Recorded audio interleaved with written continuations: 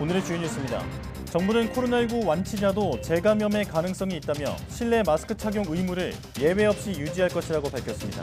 방역당국은 코로나19 감염으로 인한 자연 면역 지속 기간을 3개월 안팎으로 보지만 변이 유형이 다르거나 백신 미접종자는 재감염 위험이 더 클 수 있다고 경고했습니다.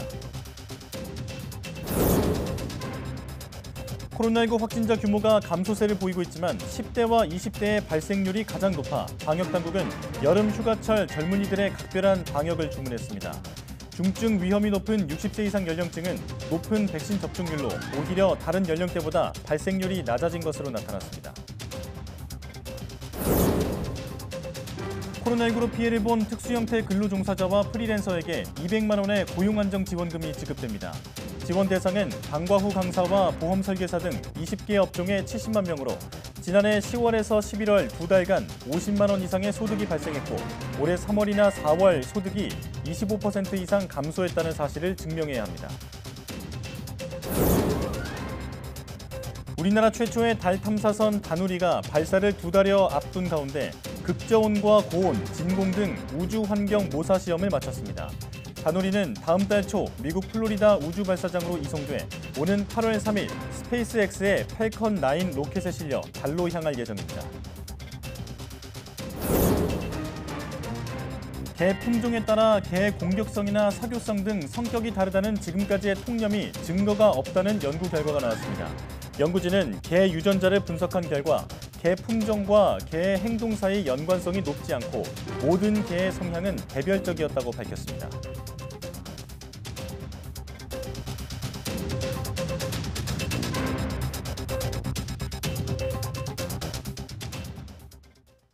여러분 안녕하십니까? 사이언스 투데이 시작합니다.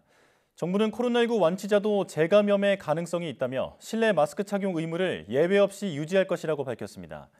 임수경 중앙방역대책본부 상황총괄단장은 7일 브리핑에서 완치자의 확진 시기가 모두 다르기 때문에 자연 면역의 감소 정도도 다르다며 실내 마스크 착용을 통해 바이러스 전파 위험도를 낮추는 것이 중요하다고 강조했습니다. 박영준 방대본 역학조사팀장은 연구마다 다른 결과를 보여주고 있지만 주로 최초 감염 이후 90일이 경과한 시점에 재감염이 가능하다고 알려져 있다면서 변이 유형이 다르거나 백신 미접종자일 경우 재감염 위험이 더 높을 수 있다고 설명했습니다. 지난주 코로나19 위험도가 전국과 수도권, 비수도권 모두 낮은 단계로 평가됐습니다. 중앙방역대책본부는 코로나19 주간 신규 확진자 발생이 3월 셋째 주 이후 11주 연속 감소했고 사망자와 위중증 환자 역시 감소세를 유지하고 있다며 3주 연속 주간 위험도를 낮음으로 평가했습니다. 방역당국은 지속적인 확보 병상의 감축에도 병상 가동률이 낮은 수준에서 유지되며 대응 역량의 안정세 역시 지속하고 있다고 평가했습니다. 정부는 모든 연령대에서 평균 발생률이 전주보다 줄었지만 10대와 20대 연령군에서 여전히 높은 발생률을 보이고 있다며 예의주시하고 있다고 설명했습니다. 이처럼 코로나19 확진자 추이가 전반적으로 감소세를 보이고 있지만 10대와 20대가 유난히 높은 발생률을 보이고 있는 것으로 나타났습니다. 중증 위험이 높은 60세 이상 연령층은 높은 3차 접종률에 더해 4차 접종을 시작하며 다른 연령대보다 발생률과 비중이 낮아졌습니다. 중앙방역대책본부는 코로나19 확진자 규모 감소에 따라 지난주 모든 연령대에서 평균 발생률이 전주보다 감소했지만 10대와 20대의 발생률은 여전히 높았다고 밝혔습니다. 방역당국은 여름철 휴가, 축제 등으로 인구 이동과 대면 접촉이 증가하며 잠재적 전파 위험이 커질 수 있다고 우려하고 마스크 착용과 에어컨 사용 시 환기 등을 당부했습니다. 기존 코로나19 오미크론 변이보다 전파력이 강한 세부계통 변이 35건이 국내에서 새로 확인됐습니다. 중앙방역대책본부는 7일 브리핑에서 지난주 오미크론 세부계통 변이 35건이 추가 확인돼 역학조사 중이라고 밝혔습니다.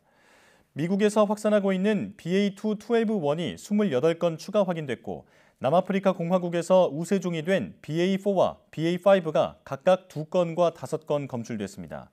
감염자들은 모두 해외에서 유입된 사례로 BA2.12.1은 미국과 캐나다, 필리핀 등에서 유입됐고 BA4와 BA5는 브라질과 스위스, 미국, 프랑스, 사우디아라비아에서 유입됐습니다. 이로써 국내 오미크론 세부 변이 누적 감염자는 BA2.12.1 88명, BA4 8명, BA5 13명 등 모두 109명이 됐습니다. 8일부터 코로나19 백신 접종 여부와 상관없이 해외 입국자에 대한 격리 의무가 해제됩니다. 정부는 안정화 추세의 방역 상황과 늘어난 항공 수요를 고려해 포스트 오미크론 해외 입국 체계 3단계 개편안을 8일부터 시행한다고 밝혔습니다. 다만 해외 신종 변이의 유입과 국내 전파를 예방하기 위해 입국 전후 검사는 현재와 같이 유지한다고 강조했습니다.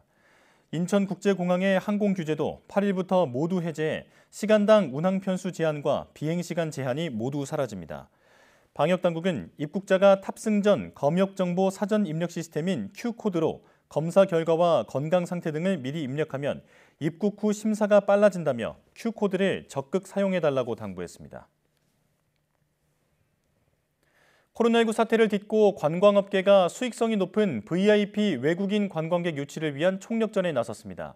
일본이 오는 10일부터 외국인 관광객의 입국을 재개함에 따라 청와대 개방과 한류 미식여행 같은 독창적이고 차별화된 상품을 앞세우고 있습니다. 이승윤 기자가 현장에 다녀왔습니다. 한국을 찾은 말레이시아 럭셔리 관광객들. 럭셔리 관광객은 비즈니스석 이상의 항공편을 타고 5성급 이상의 호텔을 이용하며 한국 방문 중에 $10,000 이상을 쓰는 VIP 손님을 뜻합니다. 말레이시아의 일반적인 방 한 패키지 가격 대비 서너 배에 달하는 1인당 750만 원을 냈습니다. 서울과 부산의 고급 식당과 지역 별미를 즐기는 미식 기행이 이번 여행의 주제입니다. 500,000 of Malaysians who come to Korea annually. So after this trip, if I found that the destination, places, the hotel, the food is very suitable for the clients of Malaysia or Southeast Asia. 앞서 또 다른 VIP 관광객인 비즈니스 단체 팀도 방한했습니다. 주인공은 중동 11개국 59명의 치과 의사들. 코로나19 사태 이후 가장 많은 인원이 기업 회의에 참석하기 위해 단체 관광을 온 겁니다. Through this event, we would like to have a solid scientific relationship and development between Dentium Company and all the Middle East dentists. 일본이 오는 10일부터 외국인 관광객의 입국을 재개하면서 우리 정부는 서둘러 한국 관광의 차별화를 강조하는 홍보에 나섰습니다. 먼저 미국과 캐나다 여행업계 관계자들을 초청해 최근 관광 상품으로 뜨고 있는 청와대를 알렸습니다. 청와대를 직접 방문한 관계자들의 반응은 뜨거웠습니다. It's really an honor to be here and amazing to see in person. So I feel very grateful to be here and it's so beautiful. A little overwhelming in a good way. 또 한국 관광의 인지도와 호감도를 높이기 위해 여수와 인천, 평창 등 지역적 특성과 매력을 강조한 Feel the Rhythm of Korea 영상 광고를 전 세계에 내보내고 있습니다. 코로나19 사태 이후에 한국 관광의 양적인 회복도 중요하지만 질적인 성장은 더 중요합니다. 한국관광공사는 앞으로 고부가 가치 관광 상품을 통해 300명 이상의 럭셔리 관광객을 유치한다는 계획입니다. YTN 이승윤입니다. 정부가 코로나19로 피해를 본 특수 형태 근로종사자와 프리랜서에게 200만 원을 지원합니다. 6차 긴급 고용안정지원금 사업 시행 내용을 보면 방과 후 강사와 보험 설계사, 방문 판매원, 대리기사 등 20개 업종 70만 명에게 200만 원씩 지급됩니다. 1차에서 5차까지 지원금을 받은 적이 있는 특고와 프리랜서는 별도 심사 과정 없이 200만 원을 받는데 지난달 12일 기준으로 고용보험에 가입하지 않은 상태여야 합니다. 신청은 8일부터 13일까지 관련 홈페이지나 고용센터에서 가능하고 지원금은 신청 순서에 따라 오는 13일에서 17일 사이 지급됩니다. 원숭이 두창이 해외에서 확산하고 있는 가운데 방역당국이 예방 효과가 있는 3세대 두창 백신 국내 도입을 추진하고 있습니다. 질병관리청은 세계적으로 원숭이 두창 확진자가 계속 늘고 있어 국내 유입 가능성이 있는 만큼 3세대 두창 백신을 신속하게 도입할 예정이라고 밝혔습니다. 이를 위해 3세대 두창 백신 제조사와 국내 도입에 대한 협의를 진행 중이라며 물량과 도입 일정이 정해지면 공개하겠다고 설명했습니다. 한편 국내에는 원숭이 두창의 85%의 예방 효과가 있는 것으로 알려진 사람 두창 백신 3,502만 명분이 비축돼 있습니다. 이 백신은 2세대로 부작용 우려가 큰 만큼 방역 당국은 이런 점을 개선한 3세대 백신 확보를 서두르고 있습니다. 우리나라 최초의 달 탐사선 다누리의 발사가 2달여 앞으로 다가왔습니다. 다누리는 우주환경 모사시험 등 모든 점검을 마치고 다음 달 초 미국 플로리다 우주발사장으로 이송될 예정입니다. 이성규 기자가 취재했습니다. 무게 678kg의 우리나라 최초의 달 탐사선 다누리입니다. 다누리에는 국내에서 개발한 5개의 과학 탑재체가 실렸습니다. 달 표면 자원 탐사를 위한 감마선 분광기와 심우주 탐사용 우주 인터넷 시험을 위한 우주 인터넷 탑재체 등입니다. 달 극지방의 영구 음영 지역을 촬영하기 위해 미국 나사가 제공한 섀도우 캠이 장착됐습니다. 섀도우 캠이 촬영한 영상은 미국 아르테미스 달 탐사 착륙 후보지를 선정하는 데 활용될 예정입니다. 다누리에 나사의 섀도우 캠을 탑재하는 대신 나사는 우리에게 달까지 가는 항법 등을 협력합니다. 다누리의 비행시간은 넉 달 보름으로 다소 길지만 지구와 달의 중력을 이용해 연료를 상당량 절감할 수 있는 비행 방식으로 달 전유 궤적에 진입할 예정입니다. 앞서 설계 변경으로 무게가 120kg 이상 늘면서 연료 소모를 최대한 줄여야 했기 때문입니다. 무게가 늘어나니까 전체 무게 대비 연료의 어떤 비율이 저희가 좀 안 맞은 그런 상태가 된 거고, 그런 측면에서는 이제 기존 연료를 가지고는 3.5페이지 하기에는 좀 불안한 조건이 된 거죠. 그랬을 때 이제 저희가 차선책으로 선택한 거는 이제 나사에서 제안도 했고, BLT 코스로 가면 연료를 이론적으로는 최대 25%까지도 줄일 수 있어요. 600만 킬로미터 정도를 비한 다누리는 달의 중력을 이용해 달 궤도 진입을 시도합니다. 이후 5차례 고도를 점차 줄이는 방식으로 목표 궤도인 달 상공 100km 원 궤도 안착에 나섭니다. 달에 이제 진입할 때 이제 워낙 궤도선 속도가 빨리 가거든요. 그래서 진입하는 게 쉽지가 않습니다. 그래서 이제 역추진을 해가지고 저희가 원하는 달의 위치를 딱 들어가야 되는데, 그게 이제 가장 어려운 두 번째 포인트라고 하겠습니다. 목표 궤도에 12월 31일 도달할 예정인데 1년 동안 달 관측과 자기장 측정, 음영 지역 촬영 등의 임무를 수행합니다.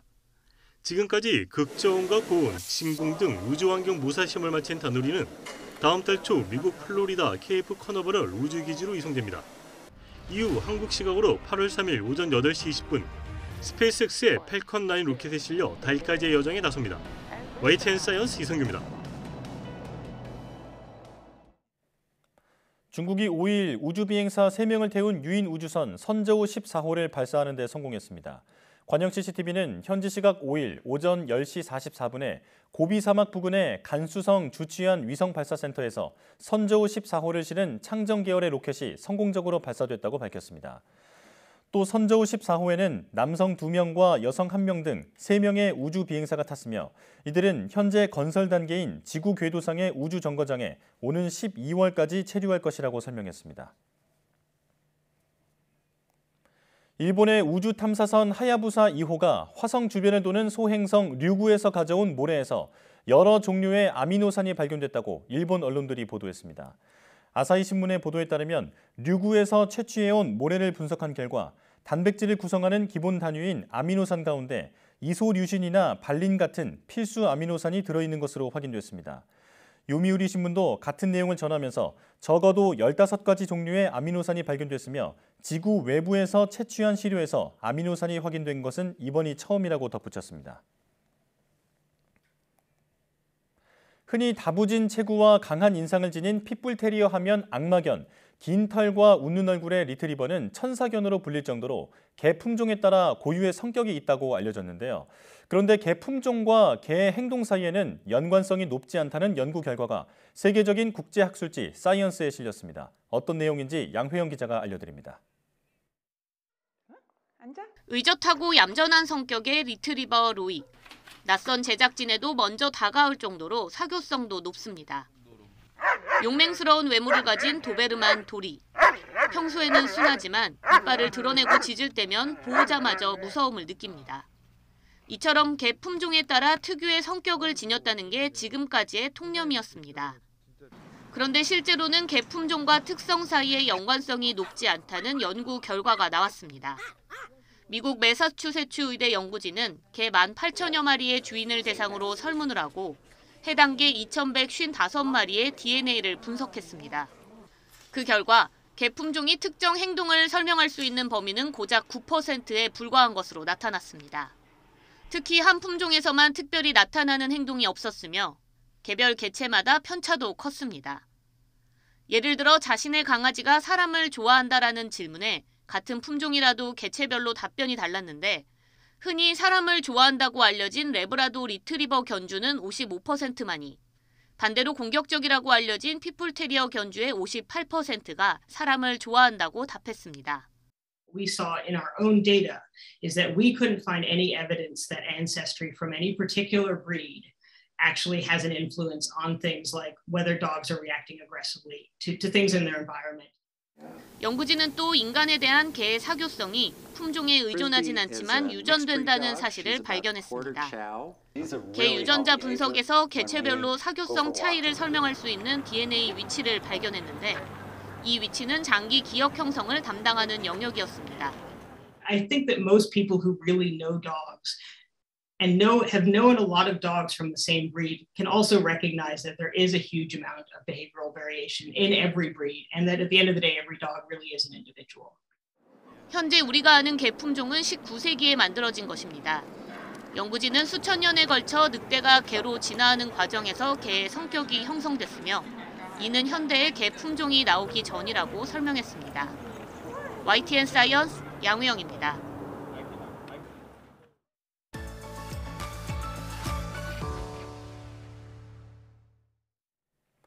전 세계적으로 산림 황폐화 문제가 심각해지면서 국제사회의 고민이 커지고 있습니다. 해마다 470만 헥타르의 숲과 나무가 사라지는 등 산림 파괴가 빨라지고 있는데요. 산림 파괴를 막을 특단의 대책을 논의하기 위해 국제사회가 머리를 맞대고 모였다고 합니다. 세계 산림총회 개최 소식 오늘 날씨약 개론에서 알아보겠습니다. K웨더 반기성 예보센터장과 함께합니다. 어서 오십시오. 네, 안녕하세요. 네. 자, 지난달에 우리나라에서 그 세계 산림총회가 열렸죠. 아시아에서는 44년 만에 열린 행사라고 하는데 일단 이 산림총회가 어떤 행사인지부터 알려주시죠. 세계 산림총회는 이제 유엔 식량농업기구가 주관으로 매 6년마다 개최가 됩니다. 전 세계 산림 관계자들이 모여서 기후변화라든가 생물 다양성 감소, 사막화 등 전 지구적인 산림이라든가 환경 문제에 대해서 좀 공유를 하고요. 예. 산림을 통한 해결 방안을 모색하는 국제회의죠. 15차 총회는 올해 5월 2일부터 6일까지 서울의 코엑스에서 열렸는데요. 아시아에서 개최되었던 것이 1978년 인도네시아였었거든요. 그러니까 무려 44년 만에 다시 아시아에서 개최되었던 총회였습니다. 네. 이날 총회에서는 141개국 15,000명이 대면 혹은 비대면 방식으로 참가를 했는데요. 이것은 직전 최다 참가자를 기록했던 13차 총회 160개국 7,000명을 훌쩍 뛰어넘는 수치라고 합니다. 총회에서는 산림 관련 중요 이슈에 대한 권고문 및 선언문 등이 이번에 발표가 되었죠. 그렇군요. 자, 그런데 이번 총회에서 언급된 내용 중에 가장 주목받는 그 부분이 이제 산림이 전 세계적으로 매년 470만 헥타르씩 줄고 있다라는 얘기라고요. 이게 지금 얼마나 넓은 면적인 겁니까? 이번에 이제 산림총회 개식 때 이제 전 대통령이셨죠. 문재인 대통령께서 숲을 울창하게 지키고 가꾸는 것은 지구 생명 공동체 일원으로서 우리 모두에게 주어진 의무이다. 예. 매년 470만 헥타르씩 전 세계의 산림 면적이 줄어들고 있다. 대한민국 서울의 80배에 달하는 크기로 심각하다. 숲을 지키고 가꾸면서도 새로운 소득과 일자리를 창출할 수 있는 방법을 찾아야 모든 나라 국민과 기업의 지속적인 지지와 참여를 담보할 수가 있다. 선진국과 개발도상국이 함께 보조를 맞춰 나가는 것도 매우 중요하다라고 강조를 했습니다. 네. 서울 면적의 80배에 달하는 숲이 사라지고 있다니까 심각하다는 생각이 드는데요. 자, 그런데 이렇게 산림 면적이 줄어드는 주요 원인으로 바로 벌채가 꼽히지 않습니까? 이 벌채에 대한 대책도 함께 논의가 됐나요? 네, 그렇습니다. 이제 이번에는 여러 세션으로 나눠서 회의가 개최가 됐는데 먼저 세션 1이 산림 벌채 및 산림 파괴 반전이었습니다. 네. 각 국가 대표들은 자국의 산림 정책이라든가 문제점 그리고 세계기구에 요구하는 사항에 대해서 발표를 했는데요. 에콰도르 환경부 부장관 비앙카 나거 저비스는 커피와 카카오를 포함한 산림 벌채 없는 농산물의 추적성과 인증을 강화하기 위한 자국의 노력을 설명을 했고요. 콜롬비아 환경부의 루시아 멘데즈는 콜롬비아의 새로운 기후법이 100만 헥타르의 토지에 적용되고 있고 생태계 서비스 비용을 지불하기 위해서 세금이 적용되었다고 주장을 했고요. 예. 가나 임업위원회의 아부진브라는 카카오가 가나 경제에 매년 1억 2천만 달러의 가치가 있지만 산림 벌채가 극성을 부려서 산림 벌채 핫스팟에 초점을 맞출 필요성을 강조를 했습니다. 멕시코 산림 공동체의 산체스 발레는 산림 유지를 위해서 원주민 공동체를 참여시켜야 한다고 발표를 했고요. 노르웨이 산림 이니시어티브 카리네 헤르츠베르크는 더 나은 산림 관리와 모니터링 역량을 좀 지속적으로 구축할 필요성을 강조를 했습니다. 그리고 이제 녹색기후기금의 벤싱어는 산림 벌채에 투입되는 자금이 산림 벌채를 막는 자금보다 약 40배가 더 많다고 말하면서 대책 강구를 요구를 했는데요. 네. 이에 이제 이집트 환경청의 알리스 아보세나는 금융에 대한 접근의 필요성을 강조를 하면서 이것을 산림 벌채 및 산림 파괴를 막기 위한 글로벌 목표추가에 연결시켜야 한다라고 강조하기도 했습니다. 네. 산림 문제에서 금융 문제가 중요하다고 보면서 이번 총회 세션 2는 산림 벌채를 막기 위해 금융을 활성화하고 확장하자 이었습니다. 그렇군요. 커피 같은 작물을 키우기 위해서 사실 그 나무를 베고 있다라는 사실은 많이 알려졌었는데 지금 말씀해주신 내용은 이제 각국이 벌채를 줄이기 위해서 어떤 노력을 기울이겠다라는 부분을 정리했다고 볼 수 있겠는데요. 자, 그런데 이걸 넘어서서 그 아예 벌채를 근절하기 위한 규제가 필요하다라는 얘기도 나온 걸로 알고 있습니다. 이건 누가 어떻게 주장을 한 건가요? 여기에 대한 것은 이제 세션 3에서 나왔었는데요. 산림 벌채의 흐름을 되돌리기 위한 농산물 상품 시장의 변화는 요구 사항에 대한 대응이라는 제목이었습니다. 네. 열대 산림 동맹의 펠리페 카라조는 증가하는 인구를 지원하기 위한 식량 생산 증가로 인해서 숲이 큰 타격을 입었다. 도전에 직면하기 위해 자발적인 행동을 넘어서 산림 벌채에 대한 규제를 하는 것이 중요하다라고 주장을 했고요. 영국의 국제산림부의 맥이 차른 레이는 숲의 중심성과 공급망 전반에 걸쳐 일하는 이해관계자 및 상인의 중요성에 주목을 해야 한다. 네. 강력한 법률이 소비자가 제품을 구입할 때 산림 벌채에 기여하지 않는다는 확신을 줄 수 있다고 규제의 중요성에 동의를 했고요.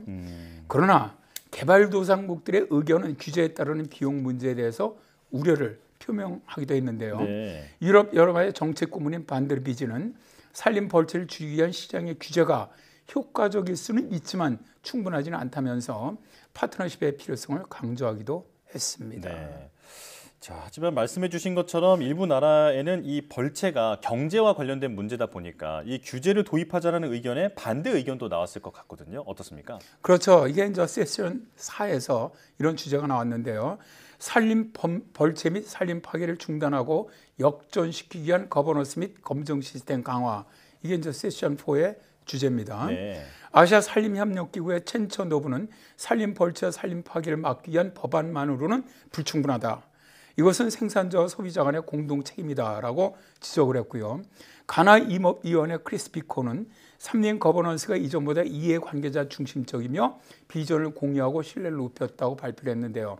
그는 합법성 검증 시스템이 보다 지속 가능한 결과에 기여할 수 있다고 하고도 말했습니다. 네. 인도네시아의 에릭 루이 안은 2001년부터 2019년 사이에 불법 벌목이 인도네시아 목재 공급의 80%에서 20%로 감소했다고 주장을 하면서 자발적인 시스템과 체계적인 데이터 수집에 따른 추가 조세가 신뢰성을 높였다고 말했습니다. 네. 그리고 이제 세션 5가 산림 벌채를 위한 운전자를 다루는 방법, 정책 결정을 위한 시사점으로 그런 테마로 열렸는데요. 예.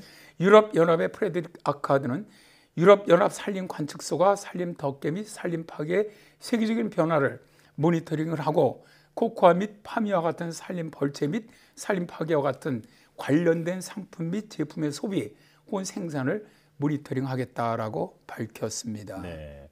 자, 벌채 문제가 점점 심각해지다 보니까 이걸 어떻게 해결할지 이 국제사회의 논의를 어떻게 이루어졌는지를 전해주셨는데, 자, 그래도 다행인 점이 최근 들어서는 산림 벌채가 좀 줄었다고 들었습니다. 이건 왜 그런 건가요? 참 상당히 다행스러운 것이죠. 네. 이제 유엔 식량농업기구가 산림에 대한 관심과 투자로 최근에 들어와서 산림 벌채가 줄어들고 있다라고 발표를 했는데요. 네. 세계 산림 자원 평가 원격 감지 조사에 따르면 연간 산림 벌채는 2000년에서 2010년 10년 동안 연간 1100만 헥타르에서 2010년에서 2018년 동안은 연간 780만 헥타르로 약 29% 정도가 감소를 했고요. 네. 순 산림 지역 손실은 2000년에서 2010년 연간 680만 헥타르에서 2010년에서 2018년 연간 310만 헥타르로 절반 정도가 감소를 했습니다. 네. 그러나 열대우림 같은 경우는 남미의 가축 방목 혹은 아시아의 팜오일 농장과 같은 농경지의 확장으로 인해서 여전히 가장 큰 위협에 처해 있습니다. 네. 근본적인 어떤 그 위협이 해결됐다라고는 볼 수가 없다라는 건데요. 자, 산림은 우리에게 그 정말 많은 것을 주는 소중한 존재잖아요. 자, 마지막으로 산림 보존이 우리 인류에게 중요한 이유에 대해서도 좀 짚어주시죠. 산림 우리에게 정말 유익한 그런 일들을 많이 하고 있는데요. 네. 일단 뭐 깨끗한 물, 맑은 공기, 또 우리를 둘러싼 환경과 일상을 좌우하기 때문에 국제적인 협력과 공조가 정말 필요합니다. 작년 11월이었죠. 영국 글래스고에서 열렸던 26차 당사국 총회에서도 산림 협약이 체결되었다는 것은 산림 벌채를 좀 막고 숲을 유지를 하게 되면 상당한 양의 온실가스 배출을 줄일 수 있기 때문이었습니다. 예. 지구기온 상승을 1.5도 이하로 저지하기 위해서 2030년까지 필요한 이산화탄소 감소의 약 14%를 산림이 줄여주고요. 또 산림은 지속가능한 농업을 위한 생태계 서비스의 핵심인 동시에 지구의 육상생물 다양성의 절반 이상을 보호하는 역할을 담당하고 있습니다. 네. 우리가 열악한 토지를 복원을 하고 임업을 확장을 하게 되면 호주의 2배 크기의 면적인 1억 5천만 헥타르의 황폐화된 토지가 복원이 되고요. 네. 나무 덮개를 늘린다면 10억 헥타르의 농업 생산성이 향상될 수가 있습니다. 그러니까 조림이라든가 혹은 재조림을 통해서 황폐된 토지를 복원한다면 30년 동안 매년 최대 3억 2,500만 대의 가솔린 승용차가 내뿜는 이산화탄소도 제거할 수가 있습니다. 네.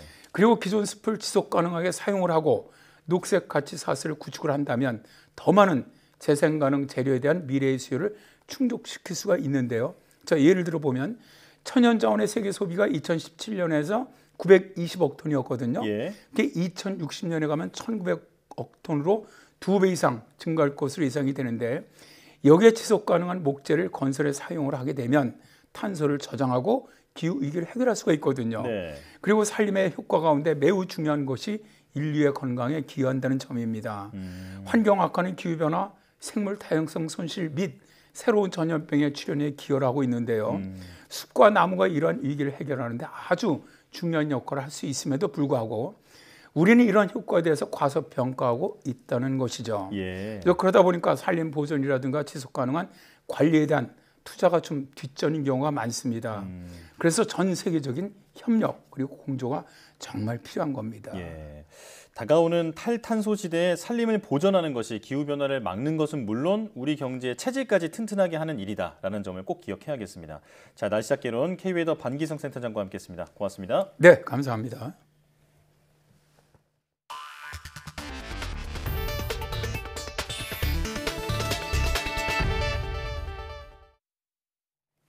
암과 같은 종양으로 가는 혈관을 막아 종양을 죽이는 것을 색전술이라고 하는데요.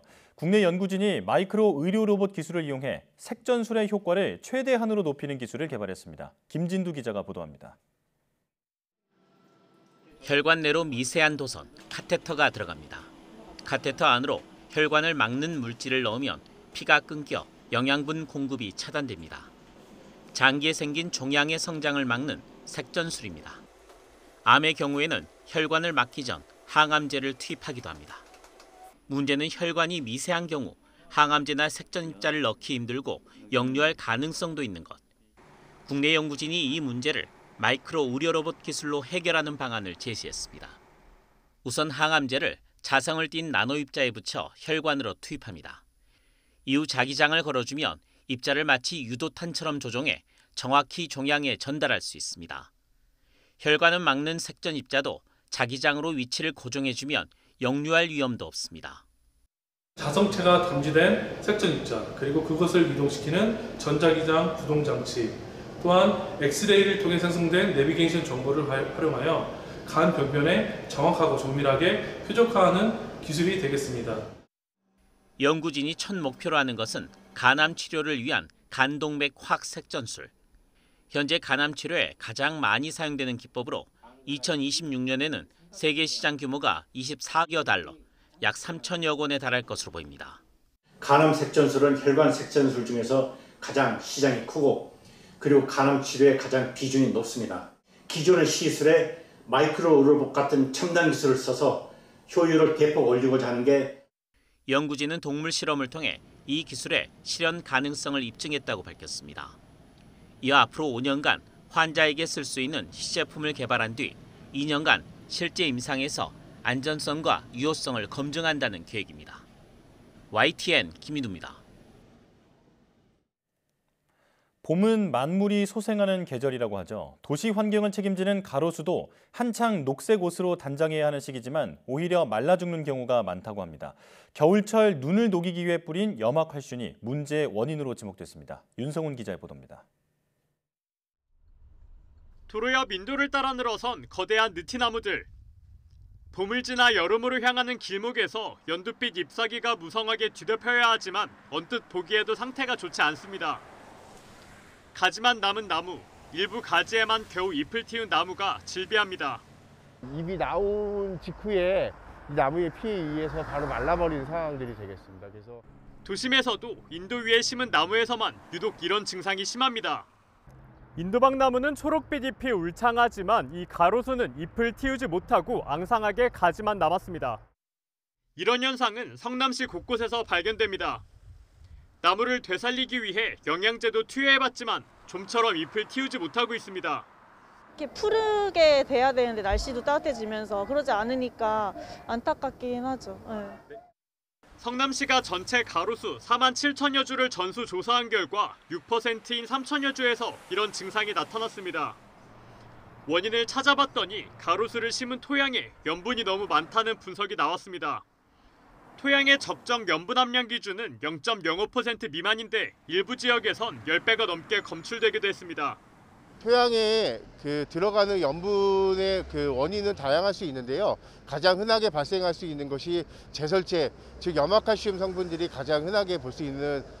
겨울에 눈을 녹이기 위해 살포한 염화칼슘이 녹으면서 토양의 염분 함량도 덩달아 높아져 나무를 메마르게 만들었다는 겁니다. 특히 올해는 강우량까지 크게 줄어 상황을 더 악화시켰습니다. 염분 성분은 직접적으로 이제 뿌리에 닿게 되면은 뿌리가 죽게 되는 경우도 있고요. 뿌리 안쪽에 있던 물이 거꾸로 토양 쪽으로 거꾸로 나오는 역삼투압이 걸리기 때문에요.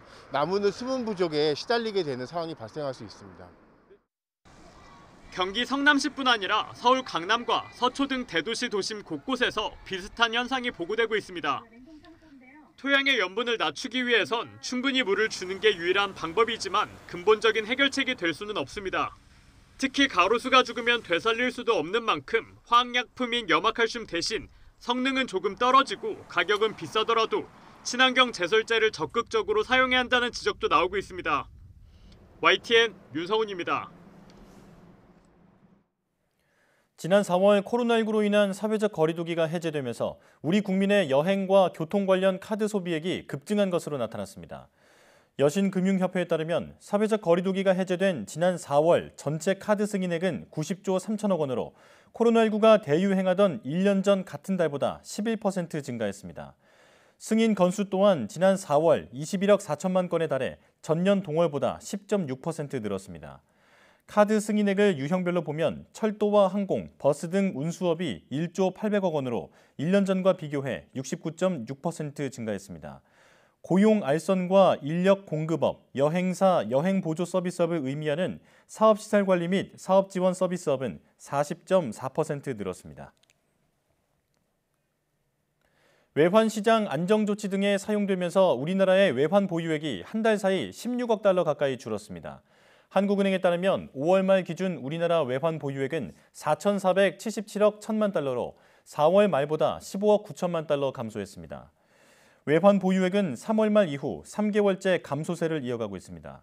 한은 관계자는 지난달 달러 약세로 기타 통화 외화 자산의 달러 환산액은 늘었지만 외환시장 변동성 완화 조치 등의 영향으로 전체 외환 보유액이 줄었다고 설명했습니다. 올해 모내기가 겨우 끝나가는데 벌써 수확기 쌀값 대란이 걱정입니다. 지난해 생산된 쌀이 재고로 쌓이면서 산지 쌀값이 20% 가까이 폭락해 거래가 사실상 중단됐기 때문인데요. 농민들은 남아도는 쌀 15만 톤 이상을 시장에서 추가로 격리할 것을 요구하고 있습니다. 김범환 기자가 보도합니다. 5,000톤 규모의 농산물 건조 저장 시설입니다. 안으로 들어가자 1톤짜리 벼 포대가 산더미처럼 쌓여 있습니다. 심지어 양파를 넣어야 할 저온 저장고도 벼 포대가 차지했습니다. 벼가 나가야만이 이 자리는 양파가 있을 자리에 양파가 있어야 하는 부분이 있습니다. 그래서 정말 안타깝습니다. 안타깝고 어떻게 해야 될지 저희들은 말을 할 수가 없습니다.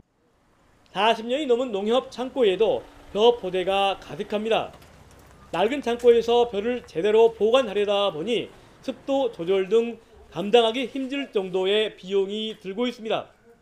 네, 우기가 오면 뭐 창고가 오래되고 비도 들치고 습이 차서 실제로 이 부분에 실제로 벼를 안 버리려면 수분을 실제로 정상 수분으로 유지할 수 있는 건조 부분이 필요하고요. 농협은 지난해 전국 쌀 생산량의 절반에 가까운 사상 최대 물량 194만 톤을 사들였습니다. 그런데 통계청 조사 결과 지난달 말 생산지 쌀값은 20kg에 4만 6천 원으로 지난해 같은 기간에 비해 17.4%포인트나 폭락했습니다. 앞서 정부는 두 차례에 걸쳐 모두 27만 톤의 쌀을 시장에서 격리했습니다. 하지만 재고가 넘쳐나면서 산지 쌀값이 계속 하락하고 있는 겁니다. 이에 따라 농민들은 남아도는 쌀 15만 톤 이상의 추가 시장 격리를 정부에 촉구하고 있습니다. 그러지 않으면 올해 수확기 벼값 폭락으로 농가 소득이 1조 원 정도 줄어들 것으로 예상되기 때문입니다. 미뤄지다 보면 22년산 벼도 수매를 할 수 없는 이런 상황이 오기 때문에 지금 빨리 시급히 3차 격리를 시켜서 창고에 있는 벼를 지금 반출을 해야 된다는 소리입니다. 지난해 사들인 쌀 때문에 어려움을 겪고 있는 농협은 전국적으로 400여 곳. 갈수록 소비량이 줄어드는 가운데 지난해 재고가 처리되지 않으면 올 가을 거지 뒤 수매 대란의 악순환이 우려됩니다. YTN 김범환입니다. 러시아가 제닛 옐런 미국 재무장관과 제니퍼 그랜홈 에너지 장관 등 미국 정재계 인사 61명에 대해 입국 금지 제재를 부과했습니다. 러시아 외무부는 현지 시간 6일 미국이 러시아 정치인과 공인, 국내 기업에 대한 제재를 계속 확대하는 데 대한 보복으로 미국인 61명을 입국 금지 조처한다고 밝혔습니다.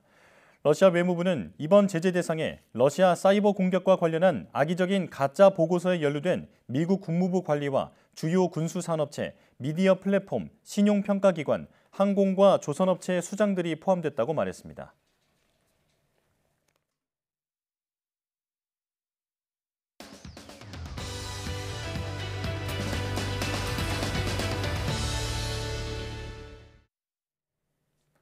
반복되는 야근과 업무 스트레스로 일과 삶의 균형이 무너지면서 고통받는 직장인들이 적지 않은데요. 재미없고 지치는 일상이 반복되다 보면 어느새 영혼까지 탈탈 털린 것 같다는 번아웃 상태가 되기 쉽습니다. 오늘 한길 사람 속은에서는 갖가지 형태의 직장 스트레스의 원인과 그 해소법에 대해서 알아보겠습니다. 이혜진 상담심리학자와 함께하겠습니다. 어서 오십시오. 자, 직장 생활을 하다 보면 스트레스가 쌓여서 그냥 피곤함을 넘어서 완전히 무기력해지는 경험들을 이제 많이들 해보셨을 텐데요. 자, 이런 경우를 번아웃 증후군이라고 표현을 하더라고요. 자, 이런 증후군은 왜 생기는 건가요? 네, 많은 직장인들이 다음과 같이 생각하며 스트레스를 받습니다. 네. 내가 하는 일은 쓸모가 없는 것 같아. 회사 가기 싫어서 잠들기가 싫어. 이 회사에서 나 하나쯤 없어져도 티도 안 날걸? 이런 생각을 반복하다 어느 순간 무기력증에 빠지거나 극도의 피로감을 느끼면서 번아웃 증후군이 찾아오는데요. 네. 요즘 번아웃이 트렌드 아니냐라고 우스갯소리를 할 정도로 우리 사회에 번아웃이 흔해졌다고 합니다. 취업 포털 인크루트에서 지난해 직장인 750명을 대상으로 조사한 결과 64%가 최근 1년간 번아웃 증후군을 겪은 것으로 응답했는데요. 일터 스트레스를 방치하면 신체적 차원에서도 만성 피로와 두통, 소화 불량 등으로 건강이 악화될 수 있고 정신적으로도 이유 없는 분노감, 짜증, 우울감, 예민해지는 등을 경험할 수 있기 때문에 관리가 필요합니다. 그래서 오늘은 번아웃 증후군의 근본적인 원인, 스트레스에 대처할 수 있는 방법에 대해 이야기해 보려고 합니다. 네. 저도 요즘에 보면 이제 친구들이 힘들거나 그럴 때 이제 번아웃 왔다 뭐 이런 얘기를 할 정도로 참 흔해졌다라는 생각이 드는데요. 자, 말씀하신 대로 그 원인인 스트레스를 어떻게 해소하느냐가 이 문제의 핵심일 것 같습니다. 자, 스트레스를 해소하는 좀 효과적인 방법 어떤 게 있을까요? 네, 우선 스트레스 받을 때 보통 어떻게 푸시나요? 저는 딱히 그 술을 잘 좋아하진 않아서 그냥 네. 잠을 좀 오래 자는 것 같아요. 네, 보통 그렇게 많이 자거나 뭐 사람들이 스트레스 받을 때 운동을 하거나 그렇게 뭐 순간적인 뭐 쾌락에 기대거나 취미나 여행 등 갖은 방법으로 스트레스를 해소하기 위해서 노력하는데요. 네. 문제는 그때뿐이라는 겁니다. 이런 방법은 하루 이틀을 조금 더 버텨낼 힘을 얻는 것일 뿐 그 이상의 의미를 가져오지 못합니다. 그래서 심리학에서는 스트레스를 단기적으로 해소하는 것이 아니라 관리하는 차원에서 보다 장기적이고 근본적인 접근을 제안하는데요. 이 중에 하나인 심리적 자원으로 의미 있는 일에 대해 소개를 드리려고 합니다. 네, 일터에서의 의미는 곧 삶에서의 의미로 연결되기 때문에 의미 있는 일은 우리가 알아두면 좋은 심리 개념이기도 합니다. 네, 스트레스 해소가 아니라 그 관리하는 방법보다 근본적인 접근을 이제 해볼 텐데요. 자, 말씀해주신 그 의미 있는 일이라는 게 구체적으로 어떤 건지 설명해 주시죠. 네. 의미 있는 일이란 구성원 스스로의 노력을 통해 개인적으로 귀중한 기여를 하고 있다고 지각할 수 있는 일로 정의합니다. 의미 있는 일은 긍정심리학에서 활발히 연구가 진행되고 있는 심리 요인인데요. 인간의 긍정적인 기능과 성장에 대해 과학적으로 연구를 진행하는 학문인 긍정심리학의 연구 결과 의미 있는 일을 한다고 느끼는 사람들은 긍정 정서를 더 자주 느꼈으며 더 긍정적인 자기 상을 갖고 있었고 삶에 대한 만족도나 웰빙 수준이 높았으며 인생에 대한 의미를 더 많이 느꼈다고 보고되고 있습니다.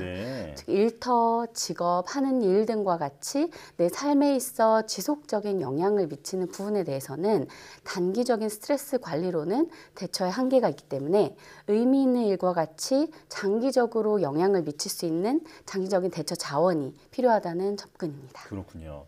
지금 내가 하고 있는 일이 얼마나 소중하고 가치가 있는지를 이제 알아보는 것이 도움이 될 거라는 이제 생각이 드는데요. 자, 그렇다면 이 의미 있는 일을 접근하기 위해서는 어떤 방법이 있을까요? 네, 보다 의미 있는 일에 접근하기 위한 경로를 찾는 방법으로 의미 연구를 주도하고 있는 미국 콜로라도 주립대학의 심리학 교수 마이크 스티거와 동료들이 제안한 스파이어 모델이라는 게 있는데요. 여기에서 S는 strength, 강점을 뜻합니다. 다음과 같이 질문을 해보면서 스스로 답을 해보시면 자신의 강점을 구체적으로 알아보기 위해 생각을 해보실 수 있는데요. 즉 나는 누구이고 나는 무엇을 할 수 있는 사람인지 나열을 해보는 거예요. 이것을 또 일하는데 자원으로 활용하는 것입니다. 예를 들어 저의 대표 강점은 지속적인 학습 욕구인데요. 이렇게 배움의 본질에 대해서 궁금해하는 것 자체가 심리학자로서 활동하는 데도 도움이 되고 있습니다. 네, 다음으로 P는 personalization, 개인화입니다. 직업적인 가치관을 찾는 것인데요. 내가 이 회사에 들어와서 하고 싶은 것은 무엇인가? 내가 하고 있는 일에는 어떤 가치가 있나? 내가 일에서 보람을 느끼는 순간은 언제인가 등의 질문에 대해 종이에 적어보시면 생각을 풀어내고 정리하는 데 도움이 됩니다. 자, 이 스파이어에서 SP에 대해서 말씀해 주셨는데 그러니까 나의 강점 그리고 내가 생각하는 이 일의 가치 이런 부분을 정리해 보는 게 도움이 된다라는 말씀이신데요. 자, 그렇다면 이제 IRE가 남았거든요. 이것도 좀 설명해 주시죠. 네. I는 인티그레이션, 통합, 즉 일과 삶의 통합을 이루어 나가는 과정인데요. 예를 들어 일터에서 리더 역할을 수행하면서 구성원의 이야기를 깊이 있게 경청하는 능력을 키우는 것이 가정에서도 가족 구성원의 이야기를 깊이 있게 들을 수 있는 내가 되는데 기여할 수 있습니다. 다음으로 R은 resonance, 공명이라는 뜻입니다. 개인의 미션과 조직의 미션 간의 공명 지점을 만들어 나가기입니다. 예를 들어 타인의 행복에 기여한다가 조직의 미션인 경우 개인 업무 속에서도 고객의 행복에 기여할 수 있는 지점을 찾아보는 것이 곧 조직의 미션과 개인의 미션 간의 공명 지점을 만들어 나가는 행동이 될 수 있습니다. 끝으로 마지막 E는 expansion, 확장을 뜻합니다. 지금 내가 하고 있는 일이 세상에 얼마나 긍정적인 영향을 주는지 생각해 보는 것입니다. 그렇군요. 자, 종합적으로 내가 하고 있는 일의 가치를 좀 정리해보고 그걸 통해서 일과 삶의 그 균형을 맞춰보는 과정이다. 좀 이렇게 정리할 수 있을 것 같은데요. 자, 저도 이걸 보니까 개인적으로 저도 궁금해지는데 저 같은 그 아나운서도 충분히 그 의미 있는 일이다라고 볼 수 있겠죠. 그럼요. 그러니까 내가 회사에서 하고 있는 역할은 언론인으로서 가치 있는 정보를 대중에게 정확하게 전달하는 일이고 그건 회사나 우리가 살고 있는 사회에 꼭 필요한 정보를 알릴 수 있는 좋은 영향을 미칠 수 있는 일이다라고도 설명할 수 있겠죠. 이와 같이 자신의 일이 사회에 미치는 영향을 글이나 말로 설명할 수 있다면 이미 나의 일을 통해 세상에 긍정적인 영향을 주고 있다고 볼 수 있습니다. 이것이 바로 의미 있는 일을 하고 있는 모습인 것이죠. 이렇게 일을 의미 있게 만드는 데 집중하다 보면 자신의 일의 목적의식, 즉 내가 어디로 가고 있다는 감각이 생기는데요. 단순히 일의 내용이나 직업의 이름, 회사의 타이틀이 아니라 그 일에 대해 내가 어떤 의미와 가치를 부여하고 해석하고 있는가가 더 중요하다는 것을 꼭 기억해야겠습니다. 마지막 말씀을 들으니까 저도 의미 있는 일을 하고 있는 것 같아서 큰 힘이 나는데요. 사실 코로나 유행을 겪으면서 지친 분들이 지금 우리 사회에 많은데 그분들에게 큰 도움이 되는 시간이었던 것 같습니다. 고맙습니다. 자, 한길 사람 속은 이셀프 컴퍼니 이혜진 대표와 함께했습니다. 말씀 잘 들었습니다. 감사합니다.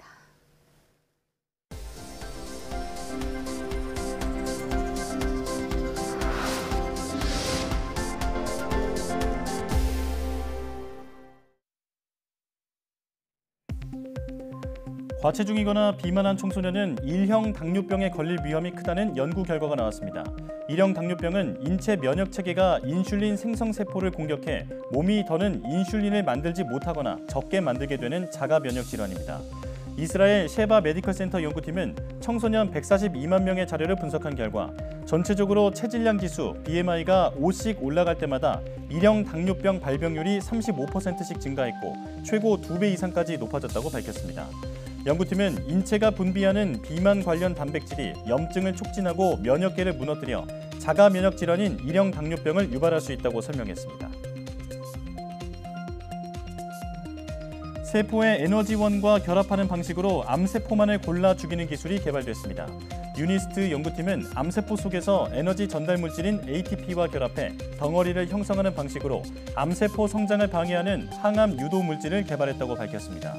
연구팀은 암세포 속 덩어리가 거대해지면 소기관의 막이 훼손돼 기능 장애가 일어나고 결국 암세포가 죽는다고 설명했습니다. 또 정상세포의 경우 ATP 생성량이 암세포보다 적어 개발된 물질을 투여해도 덩어리가 형성되지 않고 사멸하지 않는다고 설명했습니다. 유한양행이 mRNA 신약 플랫폼 기술 개발을 위해 이화여대와 미 신시내티대와 각각 공동 연구 개발 계약을 체결했다고 밝혔습니다. 먼저 유한양행은 이화여대 연구팀과 mRNA 체내 안정성을 높이고 표적 단백질 발현을 증가시키는 원천 기술을 개발하는 데 집중할 계획입니다.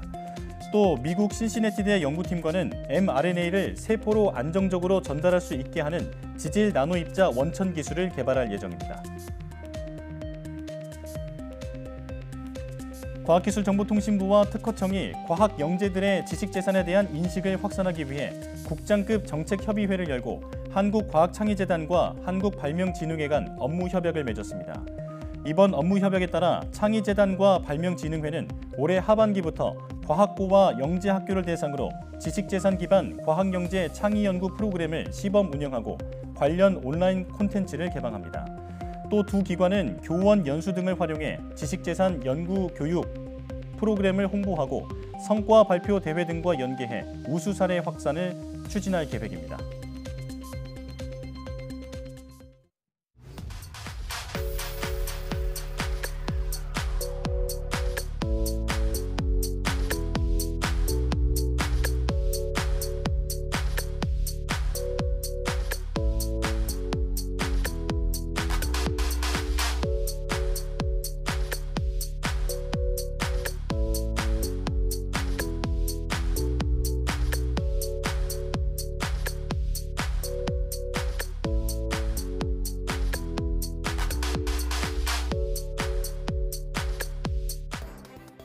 날씨가 더워지면서 이제는 밖에서 마스크를 벗는 분들을 많이 볼 수 있는데요.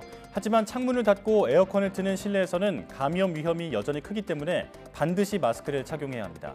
코로나19 완치자도 재감염될 수 있는 만큼 유행이 완전히 물러갈 때까지는 개인 방역에 신경 쓰셔야겠습니다. 사이언스 투데이 마칩니다. 여러분 고맙습니다.